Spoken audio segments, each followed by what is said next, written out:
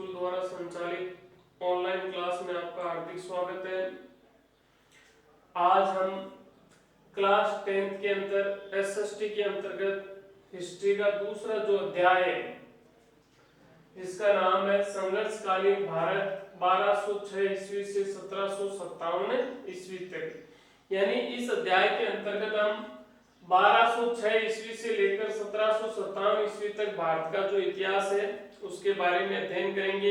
इससे पिछले वाले पाठ के अंतर्गत पहला जो अध्याय था, पहला जो पाठ था, उसके अंतर्गत हमने प्रारंभ से लेकर 1206 ईस्वी तक का भारत का जो इतिहास था उसके बारे में अध्ययन किया था। और इस अध्याय के अंतर्गत हम 1206 ईस्वी से लेकर 1757 ईस्वी तक भारतीय इतिहास की घटित जो घटनाएं हैं उनके बारे में अध्ययन करेंगे। देखिए, इस पाठ से भी बोर्ड के एग्जाम में यानी ये पाठ भी 5 अंक का है। यानी बोर्ड एग्जाम में कितने नंबर के सवाल आते हैं? 5 नंबर के सवाल आते हैं इस पाठ से। इसके अंतर्गत 1 नंबर का तो एक प्रश्न आता है अति लघुत्रात्मक प्रश्न, अति लघुत्रात्मक प्रश्न 1 नंबर का, और एक इसी पाठ से 4 नंबर का सवाल आता है। 4 नंबर का क्वेश्चन आता है लघुत्रात्मक सेकंड। यानी टोटल जो पार्ट है वो कितने अंक का है? 5 अंक का है। एक नंबर का आता है अति लघुत्रात्मक प्रश्न और एक आता है 4 नंबर का लघुत्रात्मक प्रश्न। जैसे अभी 29 जून को जो बोर्ड एग्जाम हुआ था 10th क्लास का, तो इसमें से इस पार्ट में से 2 क्वेश्चन आए थे। 1 नंबर का तो क्वेश्चन था कि अकबर ने इबादत खाने का निर्माण क्यों करवाया था, ये प्रश्न आया था बोर्ड एग्जाम में। और 4 नंबर का जो क्वेश्चन आया था वो क्या आया था? वो ये आया था कि बाबर की प्रमुख विजयों के बारे में बताइए या प्रमुख युद्धों के बारे में बताइए। बाबर के जो प्रमुख, बाबर था ना मुगल शासक, उसके जो प्रमुख युद्ध थे उनके बारे में बताइए। ये 2 क्वेश्चन है इस बार। अभी जो बोर्ड एग्जाम हाल में हुआ था, एसएसटी का पेपर जो बाकी था अभी 29 जून को हुआ था, उसमें ये 2 क्वेश्चन आए थे। तो देखिए 1206 ईस्वी से लेकर 1757 ईस्वी तक का जो समय था, जो टाइम था, उसमें भारत को कई विदेशी आक्रमणों के साथ क्या करना पड़ा था? संघर्ष करना पड़ा था। यानी इस समय अवधि के दौरान भारत पर बार-बार विदेशी आक्रमणकारियों ने आक्रमण किया और भारतीयों ने उन आक्रमणकारियों का सफलतापूर्वक क्या किया था? सामना। और 1206 ईस्वी से लेकर 1757 ईस्वी तक भारत पर विदेशी शासन रहा। विदेशी शासकों ने भारत पर क्या किया था? शासन किया था। भारत पर समय समय पर अनेक विदेशी आक्रमणकारियों ने क्या किए थे? आक्रमण किए थे।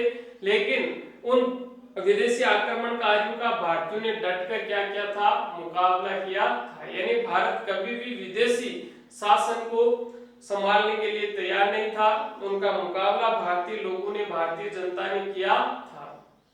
अब देखिए, सर्वप्रथम भारत पर जो विदेशी आक्रमण हुआ था सबसे पहले 636 ईस्वी में उमर खलीफा के समय, उमर खलीफा के समय सबसे पहले भारत पर अरबों ने आक्रमण किया था। किसने?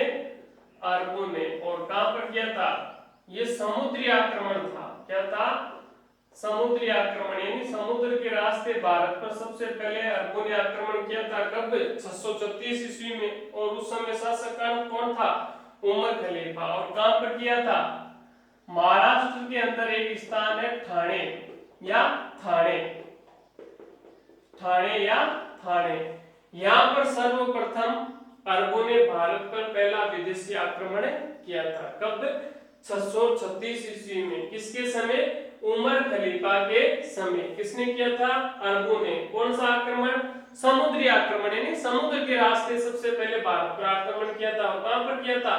ठाणे या थाणे पर। लेकिन अरबों का यह आक्रमण भी क्या रहा? असफल रहा। यानी इस आक्रमण में अरबों को सफलता नहीं मिली। उसके बाद फिर अरबों ने दोबारा भारत पर आक्रमण किया। और दोबारा भारत पर आक्रमण कहां पर किया था? भड़ोच पर। भड़ोच कहां पड़ता है? गुजरात में। भड़ोच गुजरात पर आक्रमण किया था। इसके अलावा सिंध के अंदर सिंध के देवाल बंदरगाह पर, कौन से बंदरगाह पर? देवाल बंदरगाह पर भी अरबों ने क्या किया था? आक्रमण किया था, लेकिन इसमें भी अरब क्या रहे? असफल रहे। यानी इसमें भी अरबों को क्या नहीं मिली? सफलता नहीं मिली। यानी थाने पर आक्रमण करने के बाद अरबों ने फिर से भारत पर आक्रमण किया, और कहां पर किया? बड़ौद। बड़ौद जो स्थान है वो कहां पड़ता है? गुजरात राज्य में पड़ता है। इसके अलावा सिंध का जो देवाल नामक एक बंदरगाह था उस पर भी अरबों ने क्या किया था? आक्रमण किया था, लेकिन इसमें भी अरबों को क्या मिली? असफलता मिली, यानी अरब सफल नहीं हो पाए। और कहते हैं कि सिंध के देवाल बंदरगाह पर जब अरबों ने आक्रमण किया था तो उस समय अरबों का एक सेनानायक था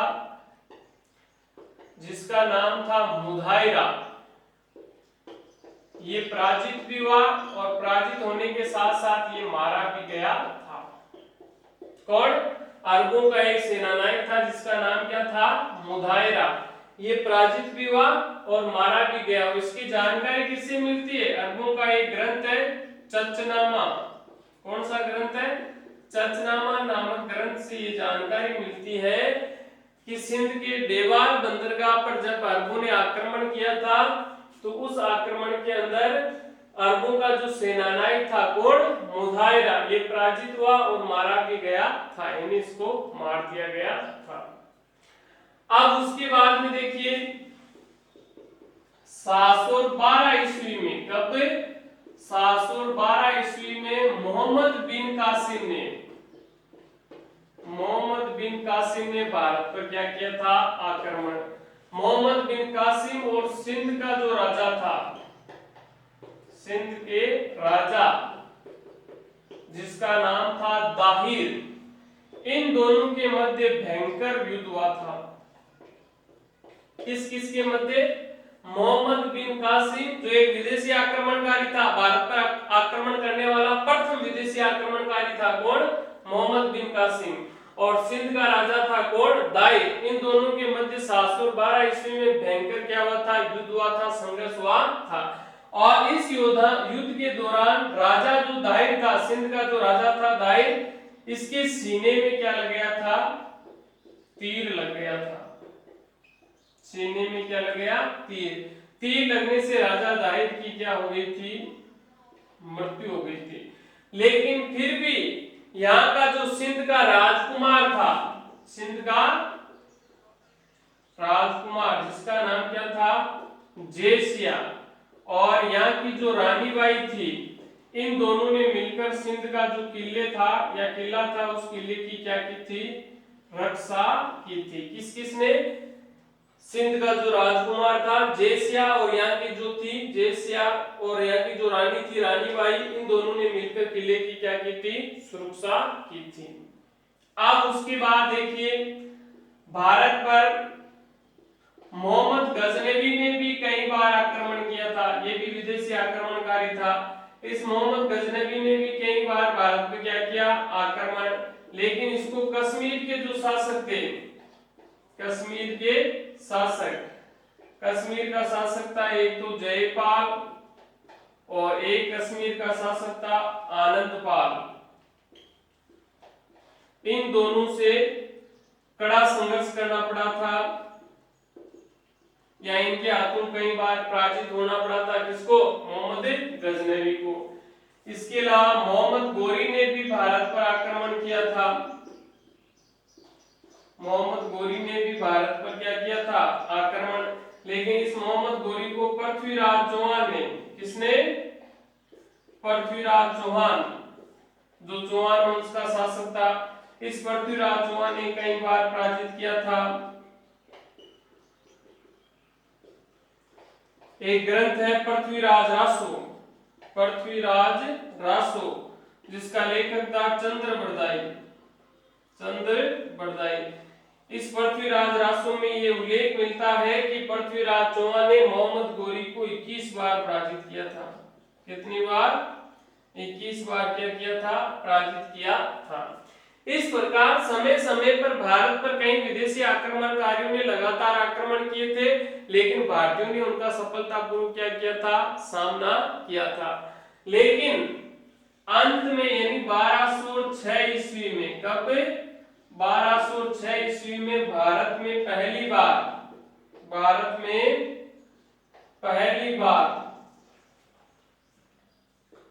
विदेशी शासन या मुस्लिम साम्राज्य की क्या हो गई थी, स्थापना हो गई थी। कब? 1206 ईस्वी में भारत में पहली बार विदेशी शासन या मुस्लिम साम्राज्य की क्या हो गई थी, स्थापना। इसी मोहम्मद गोरी का एक गुलाम या दास था जिसका नाम था कुतुबुद्दीन ऐबक। उस कुतुबुद्दीन ऐबक ने भारत में पहली बार 1206 ईस्वी में विदेशी शासन की, मुस्लिम साम्राज्य की क्या की थी, स्थापना की थी।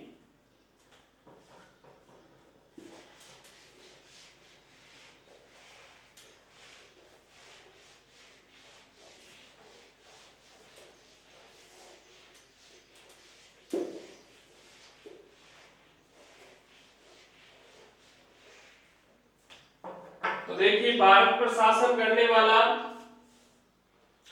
पहला जो वंश था यानी दिल्ली सल्तनत यानी दिल्ली पर शासन किया था 1206 से 1526 तक दिल्ली सल्तनत का शासनकाल था।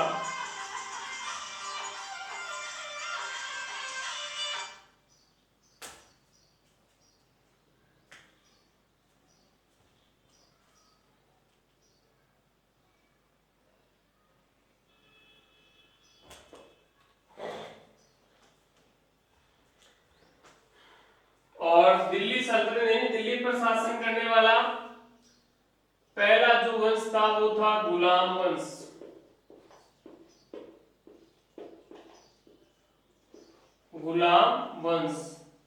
और गुलाम वंश का शासनकाल था 1206 से 1290 ईस्वी तक, यानी 1206 ईस्वी तक 1206 से 1290 ईस्वी तक दिल्ली सल्तनत पर यानी दिल्ली पर शासन करने वाला वंश कौन सा था, गुलाम वंश। इसी गुलाम वंश को इल्बरी या यामिनी वंश भी कहा जाता है। इल्बरी या यामिनी वंश भी कहा जाता है। देखो ये यहाँ पर 1 नंबर का इंपॉर्टेंट क्वेश्चन है, किस वंश को इल्बरी या यामिनी वंश कहा जाता है, तो वो वंश कौन सा है, गुलाम वंश।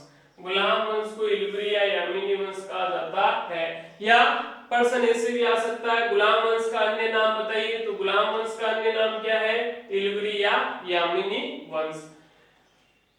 गुलाम वंश का संस्थापक कौन था, कुतुबुद्दीन ऐबक। गुलाम वंश का संस्थापक कौन था, कुतुबुद्दीन ऐबक। गुलाम वंश की स्थापना करने वाला कौन था, कुतुबुद्दीन ऐबक। तो गुलाम वंश का पहला शासक भी कौन होगा, कुतुबुद्दीन ऐबक। कुतुबुद्दीन ऐबक का शासनकाल 1206 से 1210 ईस्वी तक।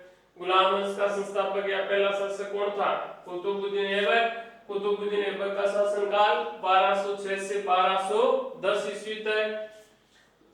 कुतुबुद्दीन ऐबक को लाख बख्श भी कहा जाता है। किस शासक को लाख बख्श कहा जाता है, कुतुबुद्दीन ऐबक को क्या कहा जाता है, लाख बख्श कहा जाता है। कुतुबुद्दीन ऐबक का राज्याभिषेक कब हुआ था, इसका राज्याभिषेक यानी राज तिलक कब हुआ था, 1206 ईस्वी में। ये दिल्ली का क्या बना था, शासक बना था। कुतुबुद्दीन ऐबक के साम्राज्य की राजधानी कहाँ थी, इसके साम्राज्य की राजधानी थी लाहौर। कुतुबुद्दीन ऐबक के साम्राज्य की क्या थी, राजधानी क्या थी, लाहौर। यानी किस स्थान को इसने अपनी राजधानी बनाया था, लाहौर को। कुतुबुद्दीन ऐबक ने अपने गुरु हसन निजामी को अपने राज दरबार में क्या दिया था, संरक्षण दिया था। हसन निजामी को संरक्षण किसने दिया था? कुतुबुद्दीन ऐबक ने। कुतुबुद्दीन ऐबक ने सूफी संत ख्वाजा कुतुबुद्दीन बख्तियार काकी की याद में दिल्ली में, कहां पर? दिल्ली में कुतुब मीनार की पहली मंजिल का क्या करवाया था? निर्माण। कुतुब मीनार का निर्माण किसने करवाया था? कुतुबुद्दीन ऐबक ने। क्यों करवाया था? सूफी संत ख्वाजा कुतुबुद्दीन बख्तियार काकी की याद में। कहां पर करवाया था? दिल्ली में।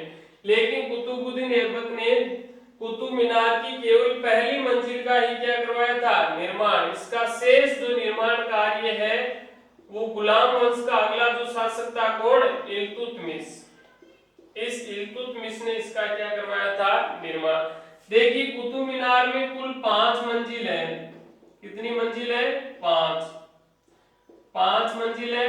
5 मंजिल में से पहली जो इसकी मंजिल थी उसका निर्माण तो किसने करवाया था? कुतुबुद्दीन ऐबक ने। और इसकी 3 मंजिलों का निर्माण किसने करवाया था? इल्तुतमिश ने। और इसकी जो 5वीं मंजिल थी, कुतुब मीनार की जो 5वीं मंजिल थी, उस 5वीं मंजिल का निर्माण करवाया था तुगलक वंश का एक शासक था जिसका नाम था फिरोज शाह तुगलक। इस फिरोज शाह तुगलक ने कुतुब मीनार की 5वीं मंजिल का क्या करवाया था? निर्माण। दिल्ली में स्थित जो कुतुब मीनार है इसकी कुल जो ऊंचाई है वो है 72.5 मीटर। कुल ऊंचाई कितनी है? 72.5 मीटर। और फीट में देखा जाए तो 237.86 फीट इसकी क्या है? ऊंचाई है। और मीटर में देखा जाए तो इसकी कुल ऊंचाई कितनी है कुतुब मीनार की? 72.5 मीटर। और फीट में इसकी अगर ऊंचाई नापी जाए तो कितनी है? 237.86 फीट इसकी क्या है? ऊंचाई है। तो दिल्ली में स्थित कुतुब मीनार का निर्माण किस शासक ने करवाया था? कुतुबुद्दीन ऐबक ने। किसकी याद में करवाया था? सूफी संत ख्वाजा कुतुबुद्दीन बख्तियार काकी की याद में करवाया था। कुतुब मीनार का शेष निर्माण कार्य किसने करवाया था? इल्तुतमिश ने करवाया था। कुतुब मीनार में कुल कितनी मंजिल है? 5। उनमें से 5वीं मंजिल का निर्माण किसने करवाया था? फिरोज शाह तुगलक ने। कुतुब मीनार कहाँ स्थित है? दिल्ली में स्थित है। इसकी कुल ऊंचाई कितनी है? 72.5 मीटर है। इसके अलावा इस कुतुबुद्दीन ऐबक ने हमारे राजस्थान के अजमेर में एक 2.5 दिन के झोपड़े का निर्माण भी करवाया था। 2.5 दिन के झोपड़े का क्या करवाया था? निर्माण। 2.5 दिन के झोपड़े का मतलब है यहाँ पर एक मस्जिद है। ये क्या है? मस्जिद। और इस मस्जिद का निर्माण कुतुबुद्दीन ऐबक ने मात्र 2.5 दिन में ही करवाया था। यानी कहते हैं कि लगभग 60 घंटे में इसका क्या करवा दिया गया था? निर्माण करवा दिया था। क्यों? क्योंकि भारत पर विजय प्राप्त करने के बाद में जब मोहम्मद गोरी गुजरात अभियान की तरफ बढ़ रहा था तब उस समय रास्ते में उसको नमाज पढ़नी थी, इसलिए उसके लिए नमाज पढ़ने के लिए कुतुबुद्दीन ऐबक ने मात्र 2.5 दिन में यानी लगभग 60 घंटे में अजमेर के अंदर 2.5 दिन के झोपड़े का क्या करवाया था? निर्माण। यानी 2.5 दिन के झोपड़े का मतलब है यहाँ पर एक मस्जिद का क्या करवाया था? निर्माण करवाया गया था। किसके द्वारा? कुतुबुद्दीन ऐबक के द्वारा। फिर देखिए 1210 ईस्वी में, कब? 1210 ईस्वी में चौगान। चौगान का मतलब होता है पोलो खेलते समय। क्या खेलते समय? पोलो खेलते समय घोड़े से गिरने से। किससे? घोड़े से गिरने से कुतुबुद्दीन ऐबक की क्या हो गई थी? मृत्यु हो गई थी। तो कुतुबुद्दीन ऐबक की मृत्यु कब और कैसे हुई थी? कुतुबुद्दीन ऐबक की मृत्यु है वो 1210 ईस्वी में हुई थी। कैसे हुई थी? चौगान या पोलो खेलते समय घोड़े से गिरने से कुतुबुद्दीन ऐबक की क्या हो गई थी? मृत्यु हो गई थी। अब कुतुबुद्दीन ऐबक के बाद में गुलाम वंश का अगला जो शासक था वो था इल्तुतमिश। कुतुबुद्दीन ऐबक के बाद में गुलाम वंश का अगला शासक कौन था? इल्तुतमिश।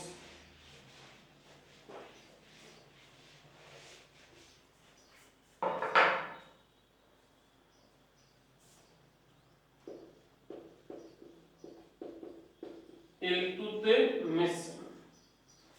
इल्तुतमिश का शासनकाल 1210 से 1236 तक। इल्तुतमिश ने कब से कब तक शासन किया था?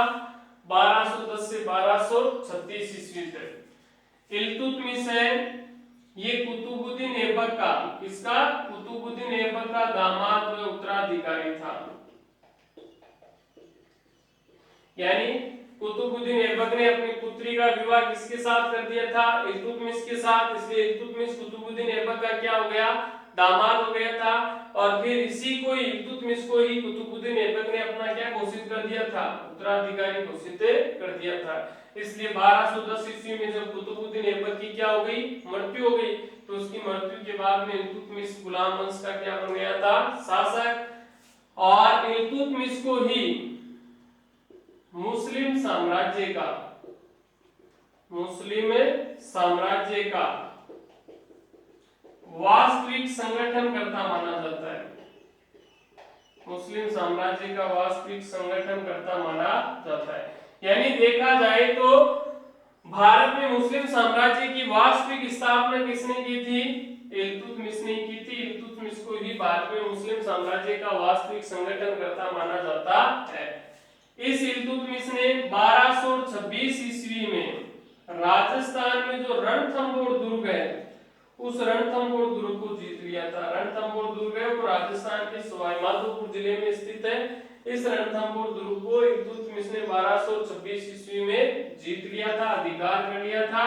उसके बाद इस इल्तुतमिश ने 1223 ईस्वी में मालवा पर आक्रमण किया और मालवा पर आक्रमण करके मालवा के अंदर जो भिल्ला दुर्ग था, कौन सा दुर्ग? भिल्ला दुर्ग। इस भिल्ला दुर्ग को भी इल्तुतमिश ने क्या कर लिया था? जीत लिया था। कब? 1223 ईस्वी में इल्तुतमिश ने मालवा पर आक्रमण करके यहाँ पर स्थित भिल्ला दुर्ग को क्या कर लिया था? जीत लिया था। उसके बाद में देखिए इल्तुतमिश ने जालोर हमारे राजस्थान में और ग्वालियर पड़ता है मध्य प्रदेश में, इन दोनों स्थान पर भी आक्रमण करके इनको भी अपने अधिकार क्षेत्र में ले लिया था। यानी इस पर भी अधिकार कर लिया था। किसने? इल्तुतमिश ने। किस पर? जालोर और ग्वालियर पर भी अधिकार कर लिया था। लेकिन 1236 ईस्वी में, कब? 1236 ईस्वी में इल्तुतमिश की क्या हो गई थी? मृत्यु हो गई थी। कब? 1236 ईस्वी में। और देखिए कहा जाता है कि भारत में सबसे पहले मकबरा निर्माण की जो शुरुआत है वो किस शासक ने की थी? इल्तुतमिश ने की थी। यानी सर्वप्रथम भारत में मकबरे का निर्माण करवाने वाला शासक भी कौन था? इल्तुतमिश। और इल्तुतमिश की मृत्यु कब हुई थी? 1236 ईस्वी में। तो देखिए इल्तुतमिश का शासनकाल 1210 से 1236 ईस्वी तक। इल्तुतमिश कुतुबुद्दीन ऐबक का दामाद कोई क्या था? उत्तराधिकारी था। भारत में मुस्लिम साम्राज्य का वास्तविक संगठनकर्ता किसे माना जाता है? इल्तुतमिश को। इल्तुतमिश ने रणथंभौर दुर्ग पर अधिकार कब किया था? 1226 में। इल्तुतमिश ने भिल्ला दुर्ग कब जीता था? 1223 ईस्वी में मालवा पर आक्रमण करके भिल्ला दुर्ग जीता था। फिर उसके बाद में इल्तुतमिश ने जालोर और ग्वालियर पर भी अधिकार कर लिया था। इल्तुतमिश की मृत्यु कब हुई थी? 1236 ईस्वी में इल्तुतमिश की क्या हो गई थी? मृत्यु हो गई थी। अब उसके बाद इल्तुतमिश के बाद गुलाम वंश का अगला जो शासक था वो था रजिया सुल्तान, जो इल्तुतमिश की पुत्री व उत्तराधिकारी थी।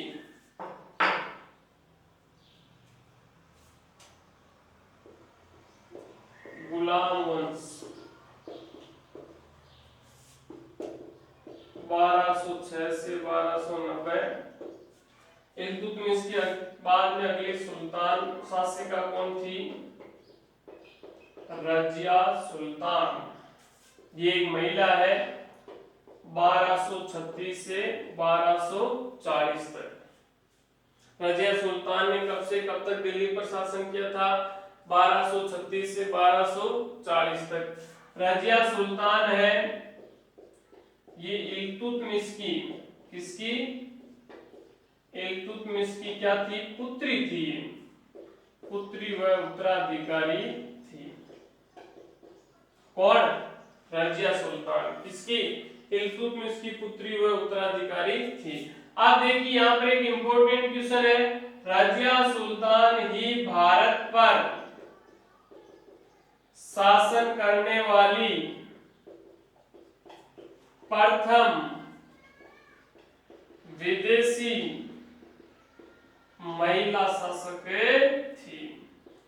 ये क्वेश्चन कई बार कंपटीशन एग्जाम में भी पूछा गया है, भारत पर शासन करने वाली प्रथम विदेशी महिला शासक कौन थी? तो वो थी कौन है? रजिया सुल्तान। भारत पर शासन करने वाली प्रथम विदेशी महिला शासक कौन थी? रजिया सुल्तान। आप देखिए रजिया सुल्तान से पहले रुकनुद्दीन फिरोज शाह शासक बना था, लेकिन इसने रुकनुद्दीन फिरोज शाह की तुर्क अमीरों ने क्या कर दी थी? हत्या कर दी थी। तो रुकनुद्दीन फिरोज शाह की हत्या के बाद में कौन शासक बनी थी? रजिया सुल्तान बनी थी। रजिया सुल्तान क्या बनी? शासक बनी। रजिया सुल्तान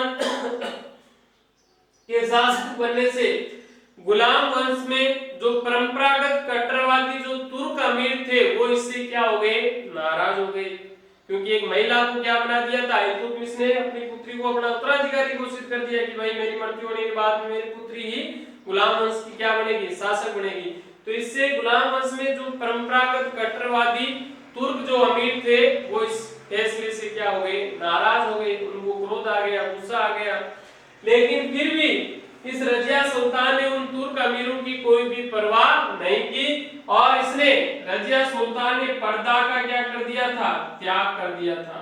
पर्दा का क्या कर दिया? त्याग कर दिया था। और पर्दा का त्याग करके इसने कूबा, कूबा का मतलब होता है कोट, और कुल्हा, कुल्हा का मतलब होता है टोपी पहनना प्रारंभ कर दिया था। किसने? रजिया सुल्तान ने। कूबा, कूबा का मतलब तो क्या होता है? यानी कोट पहनना प्रारंभ कर दिया था। और कुल्ला, कुल्ला का मतलब क्या होता है? टोपी, टोपी पहनना भी प्रारंभ कर दिया था। किसने? रजिया सुल्तान ने अपने आप को मजबूत किया और कोट और टोपी पहनना शुरू कर दिया था। और फिर इस रजिया सुल्तान ने अबिसिनिया का निवासी था, अबिसिनिया का निवासी था जिसका नाम क्या था? मलिक जमालुद्दीन याकूत। इस मलिक जमालुद्दीन याकूत को अमीर आकुर, अमीर आकुर का मतलब क्या होता है? अश्वशाला का जो प्रधान होता था, अश्वशाला का प्रधान, यानी घोड़ों की जो सेना होती थी उस सेना का जो प्रधान होता था, मुखिया होता था, उसको क्या कहते थे गुलाम वंश में? अमीर आकुर। क्या कहते थे? अमीर आकुर। इस अबिसिनिया के निवासी मलिक जमालुद्दीन याकूत को रजिया सुल्तान ने अमीर आकुर यानी अपनी अश्वशाला का प्रधान नियुक्त कर दिया था, जिससे वहां के तुर्क जो अमीर थे वो और ज्यादा क्या हो गए थे? नाराज हो गए थे। किससे? जब रजिया सुल्तान ने अबिसिनिया के निवासी मलिक जमालुद्दीन याकूत को अमीर आकुर के पद पर क्या किया था? नियुक्त। अमीर आकुर का जो पद है वो कौन सा पद होता था?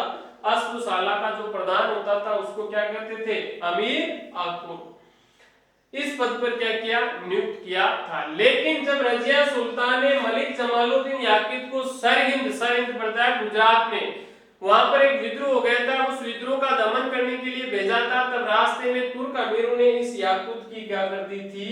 हत्या कर दी थी। सरहिंद विद्रोह के दमन के दौरान याकूत की तुर्क अमीरों ने क्या कर दी थी? हत्या कर दी थी, जिससे रजिया सुल्तान वापस अकेली पड़ गई। लेकिन रजिया सुल्तान ने उसके बाद में अल्तुनिया से क्या कर लिया था, विवाह कर लिया था। किसके साथ विवाह किया था रजिया सुल्तान ने, अल्तुनिया नामक एक व्यक्ति से क्या कर लिया, विवाह। लेकिन 1240 ईस्वी में, कब 1240 ईस्वी में रजिया सुल्तान और अल्तुनिया दोनों की ही तुर्क अमीरों ने क्या कर दी थी, हत्या कर दी थी। कब 1240 ईस्वी में अल्तुनिया और रजिया सुल्तान दोनों की तुर्क अमीरों द्वारा क्या कर दी गई थी, हत्या कर दी गई थी। फिर रजिया सुल्तान के बाद गुलाम वंश में 3 शासक हुए थे जो अयोग्य शासक थे।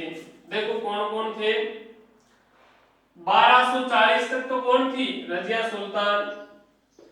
फिर 1240 से 1242 तक गुलाम वंश का शासक था बैराम शाह। कौन था, बैराम शाह। फिर 1242 से 1246 तक गुलाम वंश का शासक था मसूद शाह। कौन था, मसूद शाह। फिर 1246 से 1265 ईस्वी तक गुलाम वंश का शासक था नासिरुद्दीन महमूद। लेकिन ये तीनों ही जो शासक थे वो क्या थे, अयोग्य शासक थे, इसलिए इतिहास में इनकी ज्यादा जानकारी नहीं मिलती है। यानी रजिया सुल्तान के बाद गुलाम वंश में 3 शासक हुए थे, 1240 से 1242 तक तो कौन, बैराम शाह। 1242 से 1246 तक मसूद शाह, मसूद शाह ने शासन किया था। और 1246 से 1265 तक किसने शासन किया था गुलाम वंश में, दिल्ली पर नासिरुद्दीन महमूद ने शासन किया था। लेकिन तीनों के तीनों ही शासक क्या थे, अयोग्य शासक थे। आप देखिए इन तीनों के बाद गुलाम वंश में अगला एक जो शासक हुआ था वो था बलबन, जो काफी इतिहास में प्रसिद्ध है। अपने राजत्व सिद्धांत के कारण बलबन इतिहास में प्रसिद्ध है। तो देखिए दिल्ली सल्तनत पर गुलाम वंश का अगला शासक कौन था, बलबन। बलबन का शासन काल था 1265 से लेकर 1286 ईस्वी तक। 1265 से 1286 ईस्वी तक।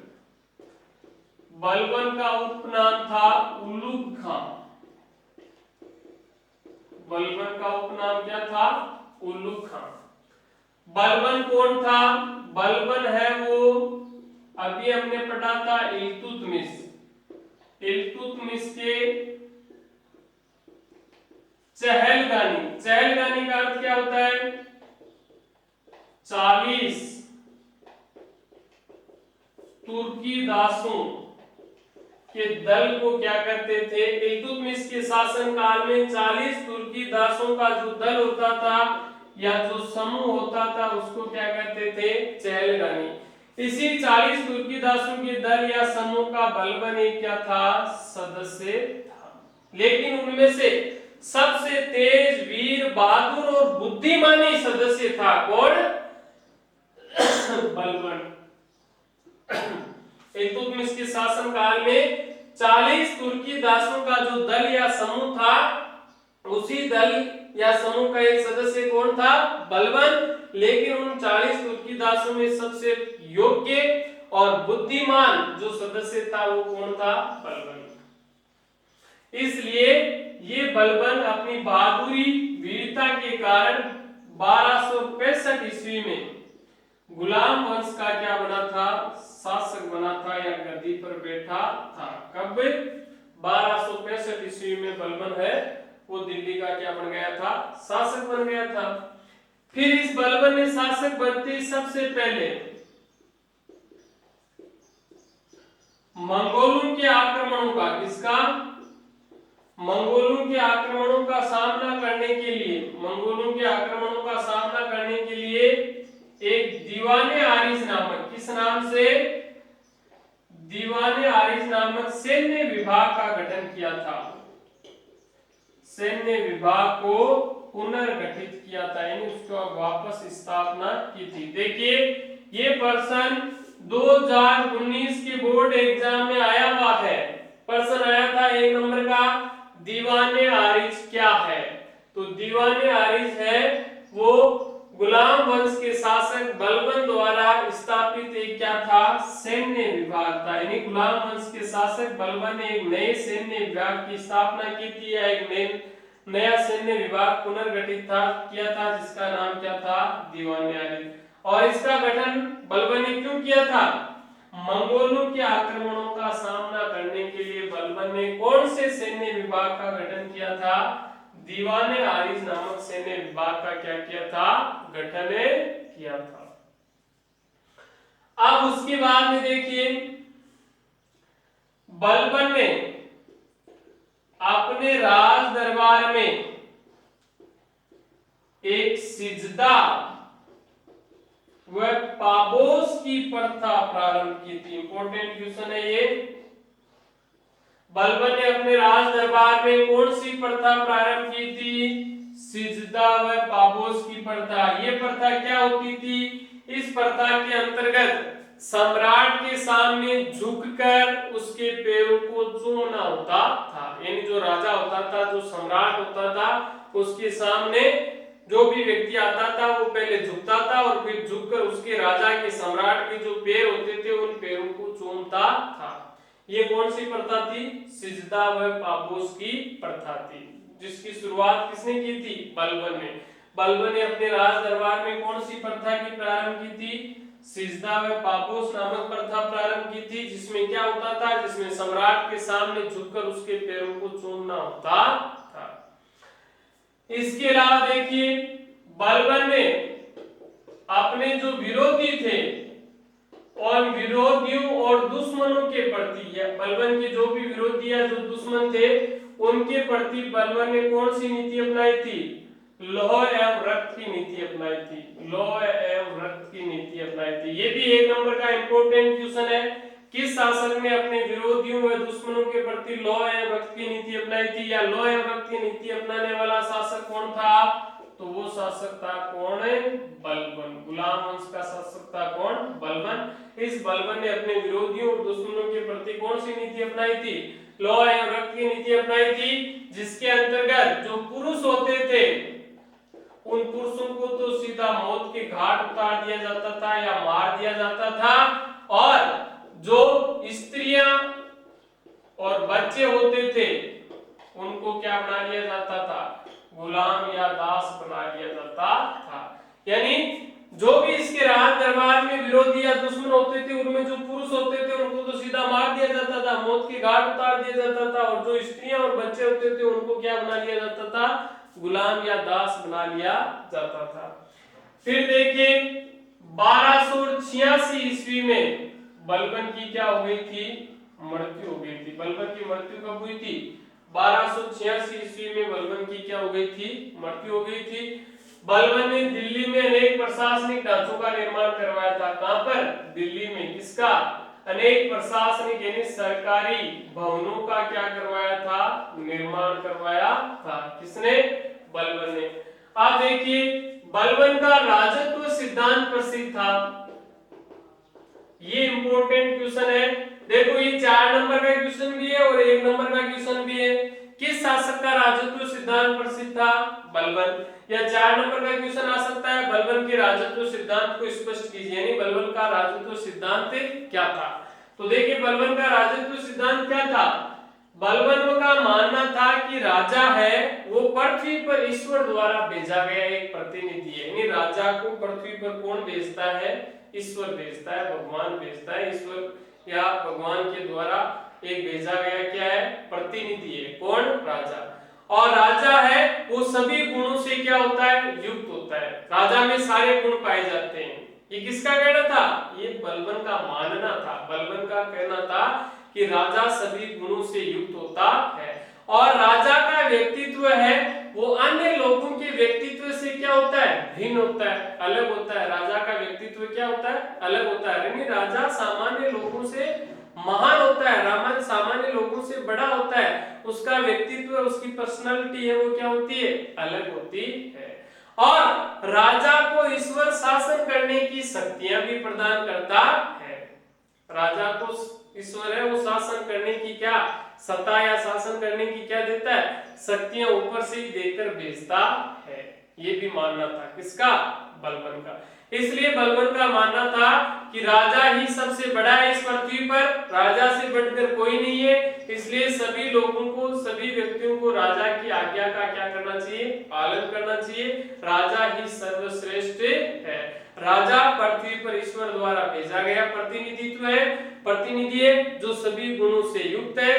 राजा का व्यक्तित्व अन्य लोगों के व्यक्तित्व से क्या होता है? अलग होता है। राजा को ईश्वर शासन करने की शक्तियां भी प्रदान करता है। राजा ही सर्वश्रेष्ठ है। इसलिए सभी व्यक्तियों को राजा की आज्ञा का क्या करना चाहिए?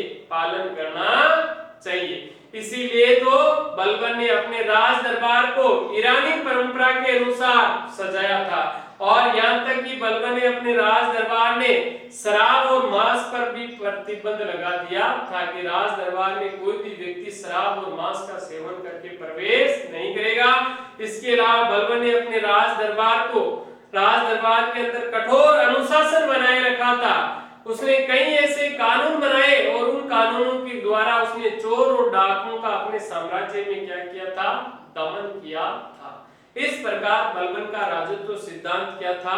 प्रसिद्ध था। किस शासक का राजत्व सिद्धांत प्रसिद्ध था? बलबन का राजत्व सिद्धांत प्रसिद्ध था, जिसने अपने राज दरबार में कठोर अनुशासन बनाए रखा था। तो देखिए 1286 ईस्वी में बलबन की क्या हो जाती है? मृत्यु हो जाती है। फिर इसकी मृत्यु के बाद में इसका पुत्र शासक बनता है जिसका नाम था शमसुद्दीन क्यूमर्स। शमसुद्दीन क्यूमर्स।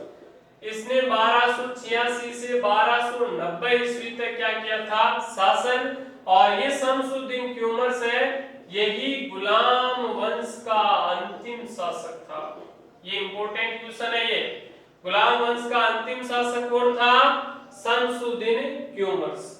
फिर 1290 ईस्वी में इस शमसुद्दीन क्यूमर्स की हत्या करके जलालुद्दीन फिरोज खिलजी ने, किसने? जलालुद्दीन फिरोज खिलजी ने दिल्ली सल्तनत पर, यानी दिल्ली पर एक नए राजवंश की स्थापना की थी जिसका नाम क्या था? खिलजी वंश। तो देखिए खिलजी वंश की स्थापना कब हुई? 1290 ईस्वी में। किसने की थी? जलालुद्दीन फिरोज खिलजी ने। किसकी हत्या करके? शमसुद्दीन क्यूमर्स की हत्या करके। कब? 1290 ईस्वी में। और खिलजी वंश का प्रथम या संस्थापक कौन था? प्रथम शासक या संस्थापक कौन था? जलालुद्दीन खिलजी, जलालुद्दीन फिरोज खिलजी। तो इस प्रकार गुलाम वंश ने दिल्ली सल्तनत पर, यानी दिल्ली पर 1286 ईस्वी से लेकर 1290 ईस्वी पर शासन किया था। 1290 ईस्वी तक शासन किया था। और उसके बाद में 1290 ईस्वी से दिल्ली सल्तनत पर शासन करने वाला अगला वंश कौन था? खिलजी वंश। खिलजी वंश के बारे में हम अगले वीडियो के अंतर्गत पढ़ेंगे। धन्यवाद।